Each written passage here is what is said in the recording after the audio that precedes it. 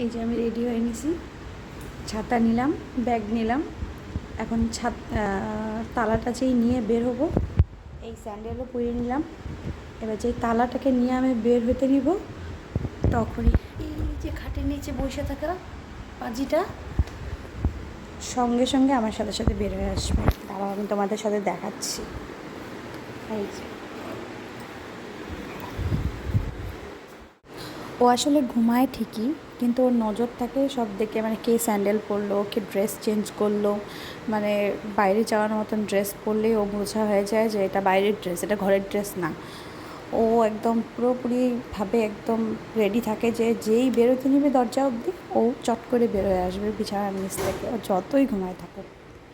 এই যে চলে আসছে দেখতে। তোজো যখন স্কুলে যায় তখন যেরকম চিল্লাচিল্লি করে না, আমি যখন এই টাইমে দুপুর 2টার সময় যখন যাই আনতে স্কুল থেকে, তখন না চিল্লায় না, কারণ ও জানে যে এখন তোজোকে আনতে যাব। আর এই যে ওরা আসার পরে রিয়াকশানটা দেখতে পারবে। এই মন খারাপ করে বসে আছে, মানে সবাই ওকে ছাড়ে চলে গেছে, এই জন্য মন খারাপ করে বসে আছে। দেখছে তাকায় তাকায়, ওকে ডাকলেও তাকায় না, এত মন খারাপ।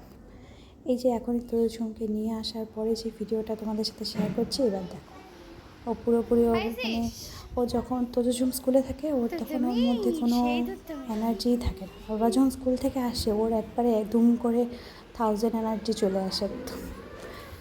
দুষ্টামি কি সাইডে কী করবে ও তাল পায় না। সত্যি কথা বলতে ও যখন চুপচাপ থাকে না আমাদেরও খারাপ লাগে, ও দুষ্টামি করলে আমাদেরও ভালো লাগে। আজকের ব্লগটা এইটুকু, লাইক শেয়ার করে দিও, টাটা।